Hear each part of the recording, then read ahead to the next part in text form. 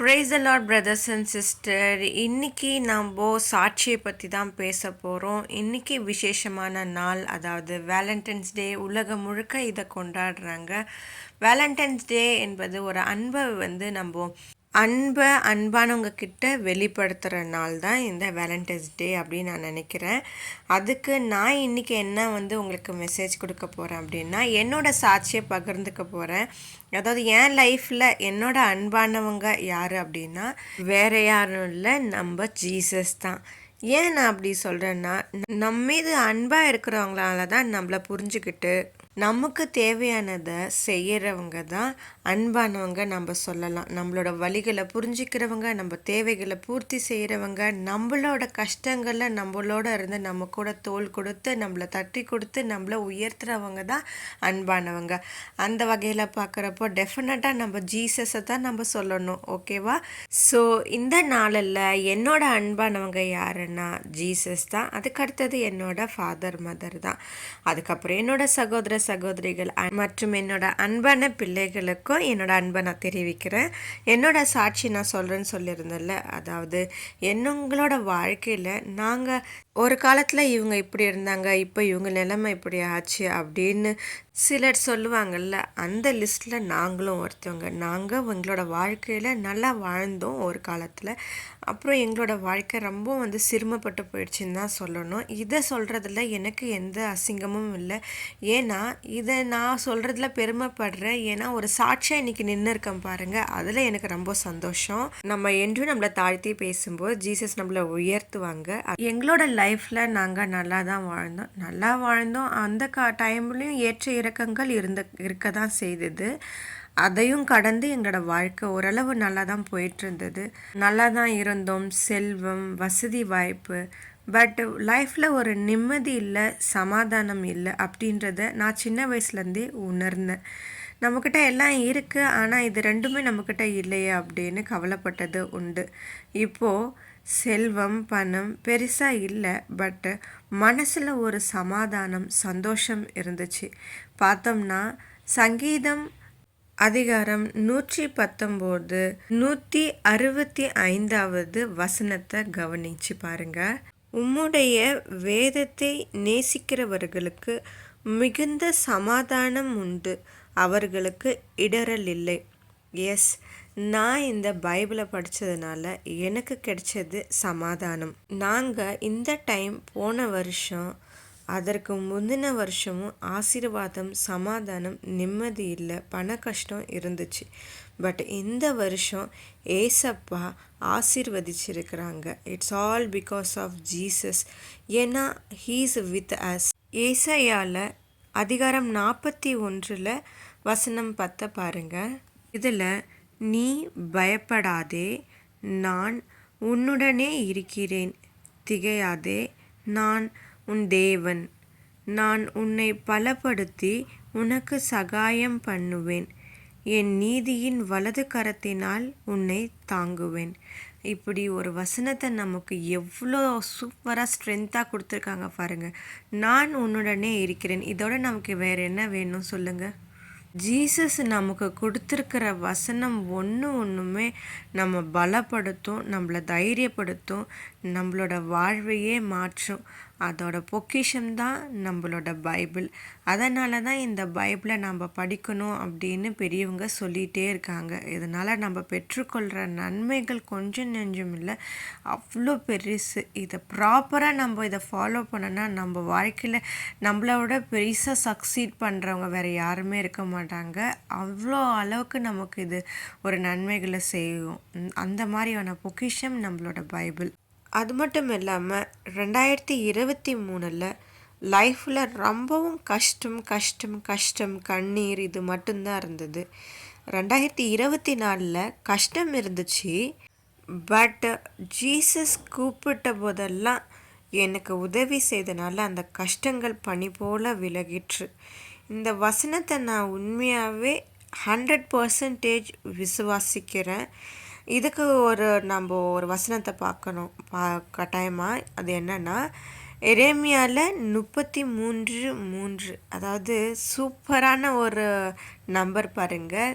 எரேமியா அதிகாரம் 33 வசனம் 3 பார்த்தீங்கன்னா, என்னை நோக்கி கூப்பிடு, அப்பொழுது நான் உனக்கு உத்தரவு கொடுத்து, நீ அறியாததும் உனக்கு எட்டாததுமான பெரிய காரியங்களை உனக்கு அறிவிப்பேன்.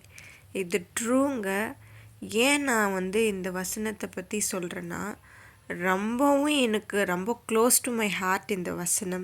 ஏன்னா எப்போல்லாம் கஷ்டம்னு நான் ஒரே ஒரு வார்த்தை தான். எனக்கு இதில் ஆச்சரியமான விஷயம் என்னென்னா, நான் என்னாலாம் எத்தனையோ பேர் பைபிளையும் வசனத்தையும் என்னோட ரொம்ப புரிஞ்சு அறிஞ்சு நிறையா நேசிக்கிறவங்க இருக்காங்க.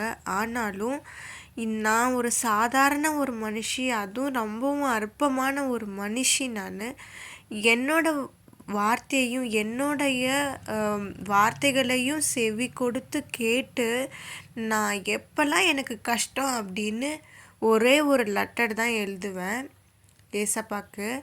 அந்த நிமிஷமே எனக்கு அந்த கஷ்டங்கள் எல்லாத்துக்குமே ஒரு ரெமெடி கிடச்சிடும்.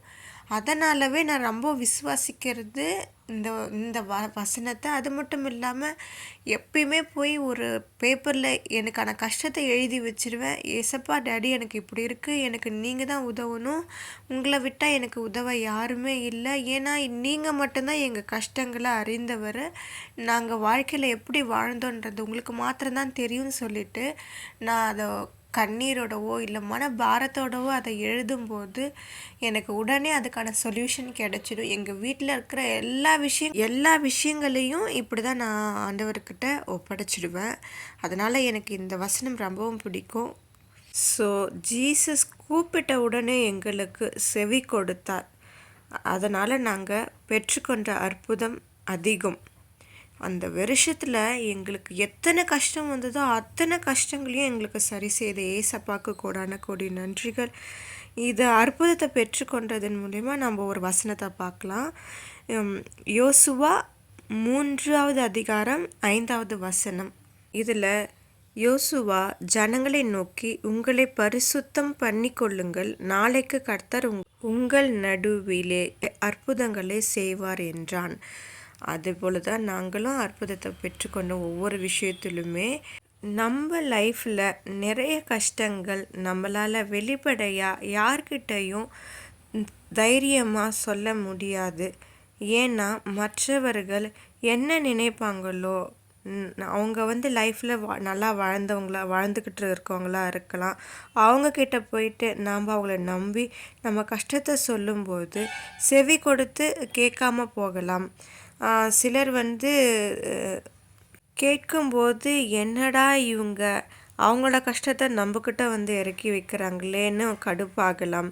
சிலர் காது கொடுத்து கேட்பாங்க, விஷயங்களை நம்மக்கிட்டேருந்து வாங்கிட்டு மற்றவர்கள்கிட்ட நம்மளை பற்றி ஏளனமாக சொல்லுவாங்க. அதாவது ஆறுதல் சொல்கிற மாதிரி சொல்லிடுவாங்க. பின்னாடி இன்னொருத்தவங்க கிட்ட நம்மளை பற்றி சொல்லி சிரிப்பாங்க. அது அடுத்த நாள் நம்மளை மதிக்கவே மாட்டாங்க. இந்த மாதிரியான கஷ்டங்கள் மனுஷர்களால் நமக்கு ஏற்படும். அதனால் நாம் என்ன பண்ணணும்னா, நமக்குன்னே உரியவர் ஒருத்தர் இருக்கார், நம்மளை படைச்சவர் ஒருத்தர் இருக்காருன்றதை நினைவில் கொள்ளணும். அவர்கிட்ட சொல்லும்போது இவை எல்லாமே ஜீசஸ் கிட்ட சொன்னால் அவர் அலட்சியப்படுத்த மாட்டார். முக்கியமாக காது கொடுத்து கேட்பார். நம்ம எப்படிப்பட்டவங்க அப்படின்றத பார்க்கவே மாட்டார். இவங்க ஏற்கனவே தப்பு பண்ணவங்க தானே, இவங்க சொல்கிறது நம்ம ஏன் கேட்கணும் அப்படின்னு நம்மளை தள்ளிட மாட்டார்.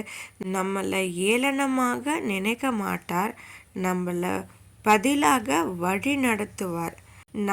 நமக்கு என்ன நம்ம செய்யணும்னு நினைக்கிறோமோ அதை கவனித்து அதுக்கான சொல்யூஷனை தருவார். என்ன பண்ண போகிறோமோ அதை பார்த்து அடுத்த ஸ்டெப்பு என்னன்னு நமக்கு சொல்லி வழி நடத்துவார். என்ன செய்தோம் அப்படின்றத நினைக்காம மன்னித்து லீவிட்டுன்னு நம்மக்கிட்ட சொல்லி நம்மளை தட்டி கொடுத்து பலப்படுத்துவார். இதுக்கு நம்ம ஒரு வசனத்தை பார்த்துடலாம். உபாகமம் 6வது அதிகாரம் 5வது வசனத்தில், நீ உன் தேவனாகிய கர்த்தரிடத்தில் உன் முழு இருதயத்தோடும் உன் முழு ஆத்துமாவோடும் உன் முழு பலத்தோடும் அன்பு கூறுவாயாக. ஸோ நமக்காக எல்லா விஷயங்களையும் பார்த்து பார்த்து நமக்கு பண்ணுற ஏசப்பா கிட்ட நம்ம முழு இருதயத்தோட அன்பாக இருக்கணும். அதை தான் அவர் எதிர்பார்க்குறாரு. ஸோ நான் ஏற்கனவே சொன்னது போல் நாம் செய்த செய்தவைகளை எல்லாத்தையுமே நினைக்காம நாம் செய்யணும்னு நினைக்கிற நல்ல விஷயங்களை அதுக்காக நம்ம கூட இருந்து நம்மளை வழி நடத்துபவர் தான் நம்மளோட ஏசப்பா. இப்படி எனக்கு எல்லாத்தையும் செய்யணும்னு நினைக்கிற என்னோட ஏசு டாடிக்கு இந்த டே வேலண்டைன்ஸ் டே ஆகிய இன்று நான் ஒன்று சொல்லணும்னு நினைக்கிறேன். எப்போவுமே சொல்லுவேன், எப்பவுமே சொல்லிட்டும் இருக்கேன். ஐ லவ் யூ ஏசப்பா, I love you daddy, Jesus I love you. என்னை எப்பயுமே கைவிட்டுடாதீங்க. I love you so much இயேசுவே. நான் போன வருஷம் பைபிள் படித்து முடிச்சிருப்பேன். அது எல்லாமே நான் என்னென்ன பெற்றுக்கொண்டேன்றதை இது வரைக்கும் நீங்கள் வீடியோவில் பார்த்துருப்பீங்க, கேட்டும் இருப்பீங்கன்னு நினைக்கிறேன். எஸ், நான் பெற்றுக்கொண்ட பரிசு ஜீசஸ் எனக்கு கொடுத்த, என் குடும்பத்துக்கும் கொடுத்த பரிசு சமாதானம், நிம்மதி, இப்படி பல விஷயங்களை பெற்றுக்கொண்டோம். இப்போ நாங்கள் ஓரளவுக்கு எழுந்து நிற்கிறோம்னா இந்த வருஷம் அவைகள் எல்லாவற்றையுமே ஜீசஸால் மட்டும்தான். இன்னும் நாங்கள் நிலையாக கால் ஊனி நிற்க இயேசு எங்களை பலப்படுத்துவார் என்று நான் முழு மனதோடு விசுவாசிக்கிறேன். நான் பெற்றுக்கொண்ட பரிசை நான் இந்த நாளில் உங்களிடம் பகிர்ந்து கொண்டதில் எனக்கு ரொம்பவும் சந்தோஷமாக இருக்குது. நீங்களும் பைபிள் ரீட் பண்ணுங்கள், நிறைய நன்மைகளை பெற்றுக்கொள்ளுங்க பிரதர்ஸ் அண்ட் சிஸ்டர். நான் இன்னும் நிறைய என் குடும்பமும் நானும் பெற்றுக்கொள்வோம். அதுக்காக நான் பைபிளும் ரீட் பண்ணுவேன், அதை நான் விசுவாசிக்கவும் செய்வேன். நான் இன்னும் நிறைய சாட்சிகளை சொல்லணும்னு நினைக்கிறேன் இயேசு கிறிஸ்துவ நாமத்தில். இன்னொரு முக்கியமான விஷயம், நம்ம நன்மைகளை ஏசப்பா கிட்டேருந்து பெற்றுக்கொள்ளவும் பைபிளை ரீட் பண்ணும்பொழுதும் இந்த பிசாசானவன் நிறைய முயற்சி பண்ணுவான். ஆனால் அதுக்கு நம்ம வழி விடவே கூடாது. ஏன்னா நம்ம கூட இருக்கிறவர் ரொம்ப பெரியவர், நம்மளை கவனித்து கொண்டே தான் இருக்கார். அவர் மீது விசுவாசம் மாத்திரம் எப்பயுமே நாம் விடாமல் நம்ம வச்சோம்னாவே போதும், அவர் நம்மளை பார்த்துக்குவார், பிசாசை விரட்டி அடிச்சிடுவார். ஸோ நீங்கள் பயப்படவே வேண்டாம். ஐயோ பிசாசானவன் நம்மளுக்கு நிறைய தடைகளை கொடுக்குறானே, அவன் தடைகள் கொடுக்கணும்னு நினைப்பான். ஆனால் அந்த நிமிஷமே உங்களோட அப்போ நம்ம ஜீசஸ் மேலே வைக்கிற விசுவாசம் அந்த பிசாசை நம்ம வழியில் வராமல் இயேசுவின் நாமம் அந்த தடைகளை உடைத்து எறியும். அதை மட்டும் நீங்கள் எப்பயுமே விட்டுடாதீங்க. விசுவாசம் மாத்திரம்தான் நம்மளுக்கு இருக்கிற பெரிய ஆயுதம். அதோட பெரியவர் நம்மளுக்கு கூட இருக்கார். அது மட்டும் நீங்கள் மனசில் கொள்ளுங்க. ஸோ நீங்களும் பைபிளை படித்து என்னெல்லாம் நீங்கள் ஆசீர்வாதம் பெற்றுக்கொண்டீங்க அப்படின்றதெல்லாம் எனக்கு கமெண்டில் தெரியப்படுத்துங்க. ஓகே, நம்ம ஜெபம் பண்ணி வீடியோ முடிச்சுக்கலாம். அப்பா பிதாவே, உங்களோட அன்பை எங்களுக்கு நீர் தினம் தெரியப்படுத்துகிறீர். உங்கள் மீது நாங்கள் எப்பொழுதும் அன்பாக இருக்க கிருபை செய்யுங்க. இந்நாள் வரைக்கும் எங்களை வழி நடத்துனீங்க, அதற்காக கோடான கோடி நன்றிகள் இயேசுவே. இந்த வருஷமும் ஒவ்வொரு மாதத்துலேயும் ஒவ்வொரு வாரம் நாட்களையும் ஒவ்வொரு நிமிஷத்தையும் எங்களை நீர் கூடவே இருந்து வழி நடத்தும்படிக்கு ஜெபிக்கிறோம் இயேசுவே. நான் சாட்சியாக இருக்க கிருபை செய்ததுக்காக நன்றி. இன்னும் நான் நிறைய சாட்சி சொல்ல கிருபை செய்யுங்க இயேசுவே. நான் சாட்சி சொல்வதற்காக நீர் ஏற்படுத்தி கொடுத்த இந்த நாளுக்காக கோடான கோடி நன்றிகள் இயேசுவே. எங்களோட இருந்து எங்களை ஆசீர்வதிங்க. ஆமேன். ஓகே பிரதர்ஸ் அண்ட் சிஸ்டர், இந்த வீடியோவை நான் அப்லோட் பண்ணதில் ரொம்ப ஹாப்பி. ஓகே, அடுத்த வீட்டில் பார்க்கலாம். Subscribe my channel.